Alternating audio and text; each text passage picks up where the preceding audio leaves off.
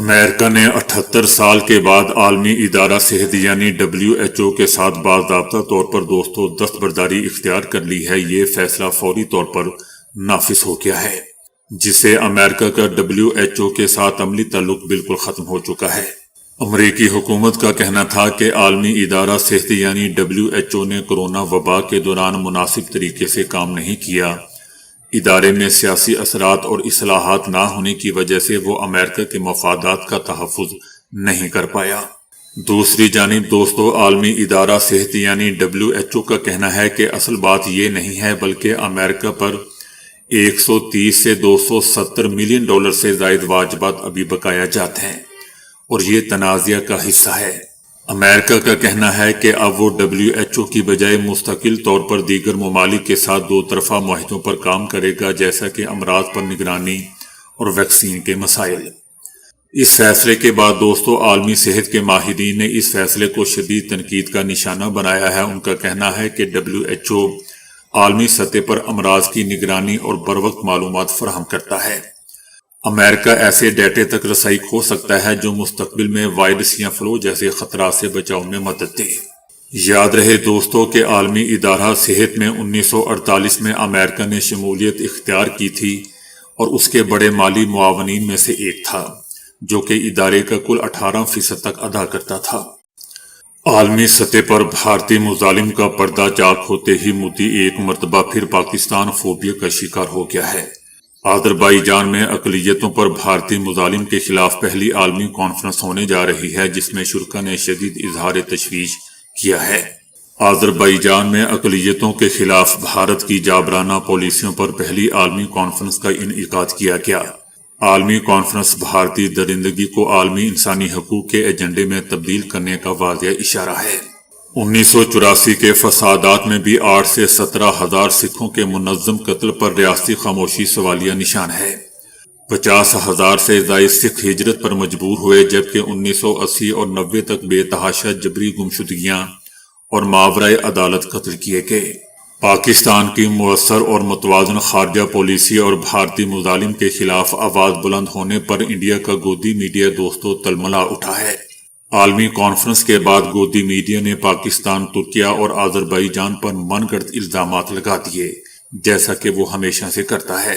مقبوضہ وادی کے موقف پر بھی بھارتی میڈیا نے آذربائیجان پر پاکستانی بیانیہ اپنانے کا الزام لگا دیا۔ اس سے پہلے کینیڈا سمیت بیشتر ممالک سکھ رہنماؤں کو مارنے میں بھارتی سرپرستی کے شواہد بھی کینیڈا پیش کر چکا ہے۔ برطانیہ کے انڈر سیکرٹری آف اسٹیٹ ہمیش کا کہنا ہے کہ پاکستان کو مطلوب افراد کا معاملہ قانون کے مطابق دیکھا جا رہا ہے۔ مشرق وسطی کے لیے برطانیہ کے انڈر سیکرٹری آف اسٹیٹ ہمیش کا کہنا تھا کہ اس حوالے سے برطانیہ کو شواہد موصول ہو چکے ہیں۔ ہمیش کا یہ بھی کہنا تھا کہ پاکستان کو مطلوب افراد کا فیصلہ غیر جانبدار پولیس تحقیقات کے بعد ہی ہوگا۔ ان کا کہنا تھا کہ پاکستان اور برطانیہ قریبی تعلقات ہیں اور اہم شراکت دار بھی ہیں۔ ان کا مزید کہنا تھا کہ میرا پاکستان سے ذاتی وابستگی ہے۔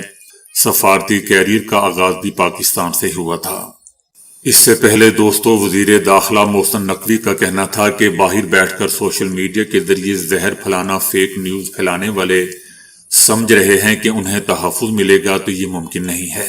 ان کا کہنا تھا کہ سوشل میڈیا پر 90% خبریں غلط چلائی جاتی ہیں۔ یہ نہیں ہو سکتا کہ جو چاہیں سوشل میڈیا پر چلا دیں۔ سوشل میڈیا پر غلط خبر پر کریک ڈاؤن ہوگا۔ وزیر داخلہ کا یہ بھی کہنا تھا کہ ہم ٹی وی چینلز کو کیوں غلط نہیں کہتے، کیونکہ وہ ایک سسٹم کے تحت چل رہے ہوتے ہیں۔ اگر کوئی ٹی وی چینل غلط خبر چلاتا ہے تو اس کو جرمانہ ہوتا ہے۔ جو فیک نیوز پھیلا رہا ہے ان کے خلاف کارروائی ضرور ہوگی۔ ان کا کہنا تھا کہ سوشل میڈیا پر کسی کی تذلیل کی اجازت نہیں دیں گے۔ قومی سلامتی کے معاملے پر کوئی سمجھوتا نہیں۔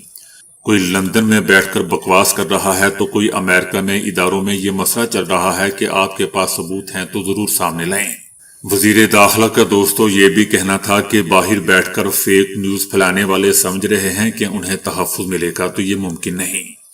جو لوگ باہر بیٹھے ہوئے ہیں انہیں بتا دوں کہ آپ لوگ بہت جلد واپس آ رہے ہیں، بہت جلد آپ کو یہاں لائیں گے اور ساری باتوں کا جواب دینا ہوگا۔ امریکہ نے ایران کی جانب بڑی فورس روانہ کر دی ہے، جس میں جنگی بحری جہاز اور طیارے شامل ہیں۔ صدر ٹرمپ کا کہنا تھا کہ ہماری بڑی فورس ایران کی جانب روان دواں ہے، بہت سے جہاز ایران کی طرف جا رہے ہیں اور ہم ایران کے قریب اور احتیاطی طور پر فورس تعینات کر رہے ہیں، دیکھتے ہیں کہ آگے کیا ہوتا ہے۔ ٹرمپ کا دوستو یہ بھی کہنا تھا کہ انہوں نے ایران پر گہری نظر رکھی ہوئی ہے، ایران کو کہا تھا کہ اگر پھانسیاں دی تو کارروائی کریں گے۔ میری دھمکی کے بعد ایران نے پھانسیاں منسوخ کر دیں۔ صدر ٹرمپ نے یہ بھی واضح کیا کہ اس فوجی نقل و حرکت کا مطلب یہ نہیں ہے کہ امریکہ لازمی طور پر فوجی کارروائی کرے گا۔ بتایا جا رہا ہے کہ امریکی فوج ساز و سامان کے ساتھ مشرق وسطی کی جانب روانہ ہو چکی ہے اور اس میں طیارہ بردار بحری جہاز USS ابراہم لنکن، جنگی بحری جہاز اور جنگی طیارے شامل ہیں۔ اس سے پہلے صدر ٹرمپ نے یہ بھی کہا تھا کہ وہ ایران کے خلاف مزید فوجی کارروائی نہیں کریں گے، تاہم اگر ایران نے اپنا جوہری پروگرام دوبارہ شروع کیا تو امریکہ جواب دے گا۔ صدر ٹرمپ نے اعلان کیا ہے کہ ایران بات چیت کرنا چاہتا ہے تو ہم بھی بات چیت کے لیے تیار ہیں۔ صدر ٹرمپ کا یہ بھی کہنا تھا کہ ایران کی طرف ایک بڑی فورس بھیجی جا رہی ہے۔ صدر ٹرمپ کا کہنا تھا کہ امریکی فوجی اثاثے مشرق وسطی منتقل ہو رہے ہیں۔ صدر ٹرمپ نے گرین لینڈ کی سیکیورٹی پر بھی نیٹو کے ساتھ مل کر کام کرنے کا وعدہ کیا۔ ان کا کہنا تھا کہ چائنا کا دورہ کروں گا اور سال کے اختتام پر چینی صدر امریکہ آئیں گے۔ ان کا یہ بھی کہنا تھا کہ یوکرینی صدر اور صدر پیوٹن دونوں معاہدہ کرنا چاہتے ہیں، جلد معلوم ہو جائے گا۔ صدر ٹرمپ نے کینیڈا سے غزہ بورڈ آف پیس میں شامل ہونے کی دعوت واپس لے لی ہے۔ صدر ٹرمپ نے ورلڈ اکنامک فورم میں کہا کہ وہ وزیر اعظم مارک کارنی کو غزہ کے لیے ان کے بورڈ آف پیس اقدام میں شامل ہونے کی دعوت واپس لے رہے ہیں۔ صدر ٹرمپ کا کہنا تھا کہ مارک کارنی کو اس اقدام میں شامل ہونے کے لیے بلایا گیا تھا۔ ان کا یہ بھی کہنا تھا کہ بورڈ آف پیس کینیڈا کی شمولیت کے حوالے سے اپنا دعوت نامہ واپس لے رہا ہوں، کیونکہ بورڈ آف پیس دنیا کے بااثر ترین رہنماؤں کا فورم ہے، نہ کہ عام قسم کے لوگوں کا۔ یاد رہے دوستو کہ صدر ٹرمپ کی جانب سے تشکیل دیے گئے غزہ بورڈ آف پیس میں اب تک پاکستان سمیت 19 ممالک شمولیت اختیار کر چکے ہیں۔ اب تک پاکستان، قطر، سعودی عربیہ، ترکیہ، انڈونیشیا، بحرین، مصر، اردن، قازقستان، ازبکستان اور متحدہ عرب امارات بورڈ میں شمولیت اختیار کر چکے ہیں۔ اس کے علاوہ Argentina, Armenia, Azerbaijan, Belarus, Hungary اور مراکش اور ویتنام بھی غزہ بورڈ آف پیس میں شمولیت کا اعلان کر چکے ہیں۔ روسی صدر پیوٹن نے غزہ بورڈ آف پیس میں شمولیت کی دعوت پر صدر ٹرمپ سے اظہار تشکر کیا اور کہا کہ وہ $1 ارب دینے کو تیار ہیں۔ ہم عالمی استحکام کی ہر کوشش میں تعاون کریں گے۔ بنگلہ دیش میں 12 فروری کو ہونے والے عام انتخابات کے لیے انتخابی مہم کا باضابطہ طور پر دوستو آغاز کر دیا گیا ہے۔ بنگلہ دیش میں حسینہ واجد کی حکومت ختم ہونے کے بعد پہلے عام انتخابات 12 فروری 2026 کو جیسا کہ ہم جانتے ہیں منعقد ہوں گے۔ حسینہ واجد کے خلاف تحریک چلانے والے نوجوانوں کی جماعت نیشنل سٹیزن پارٹی نے ڈھاکہ سے اپنی مہم کا آغاز کر دیا ہے۔ جماعت اسلامی بنگلہ دیش نے بھی دارالحکومت ڈھاکہ سے اپنی انتخابی مہم شروع کر دی ہے۔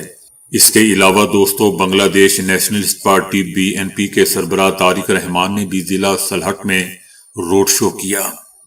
دوسری جانب پابندی عائد ہونے کے باعث سابق بنگلہ دیشی وزیر اعظم حسینہ واجد کی جماعت عوامی لیگ انتخابی دوڑ سے باہر ہے۔ آئرلینڈ نے غزہ امن بورڈ سے متعلق شدید تحفظات کا اظہار کر دیا ہے۔ آئرلینڈ حکومت کا کہنا ہے کہ وہ ٹرمپ امن بورڈ میں سنگین خطرات کی نشانیاں دیکھ رہے ہیں۔ دستخط کی تقریب میں جو دیکھا گیا وہ ابتدائی امن بورڈ منصوبے سے مختلف ہے۔ اقوام متحدہ نے جس منصوبے کی توثیق کی اس میں غزہ امن منصوبے کی نگرانی کے لیے بورڈ بنانا تھا، لیکن اب کی تجاویز میں غزہ کا ذکر بھی نہیں اور پیوٹن کی شمولیت بھی ہے۔ آئرلینڈ حکومت کا دوستو یہ بھی کہنا ہے کہ ہمیں امن بورڈ میں شامل ہونے کی صورتحال نظر نہیں آ رہی اور ہو سکتا ہے کہ ہم اس میں شامل نہ ہوں۔ جرمنی، برطانیہ اور ترکیہ کے بعد ایران میں بھی غیر قانونی مہاجرین کے خلاف دوستو گھیرا تنگ ہو گیا ہے۔ افغان میگزین افغانستان انٹرنیشنل کی رپورٹ میں بتایا گیا ہے کہ ایران کی جیل میں غیر قانونی افغان مہاجر سمیت 7 قیدیوں کو پھانسی دے دی گئی ہے۔ قیدیوں کو منشیات کے مختلف مقدمات میں جرم ثابت ہونے پر ایرانی عدلیہ نے سزائے موت سنائی تھی۔ انسانی حقوق کی بین الاقوامی تنظیموں کا کہنا ہے کہ ایرانی حکومت نے 2025 میں غیر قانونی اور سنگین جرائم میں ملوث 85 افغان افراد کو سزائے موت کا مرتکب قرار دیا تھا۔ افغان مہاجرین کی غیر قانونی سرگرمیوں کے پیش نظر ایران سے ملک بدری کا عمل تیز ہو چکا ہے۔ روزانہ ہزاروں غیر قانونی افغان مہاجرین ایران سے ملک بدر کیے جا رہے ہیں۔ بتایا جا رہا ہے کہ طالبان رجیم کی پشت پناہی میں سرگرم افغان منشیات اور انسانی اسمگلنگ نیٹ ورکس اب محض علاقائی ہی نہیں بلکہ بین الاقوامی سطح پر خطرہ بن چکے ہیں۔ جی ہاں دوستو، اب چونکہ طالبان پسند نہیں ہے، اب ان کے خلاف پروپیگنڈا شروع ہو چکا ہے۔ پوری دنیا میں پروپیگنڈا شروع ہو چکا ہے۔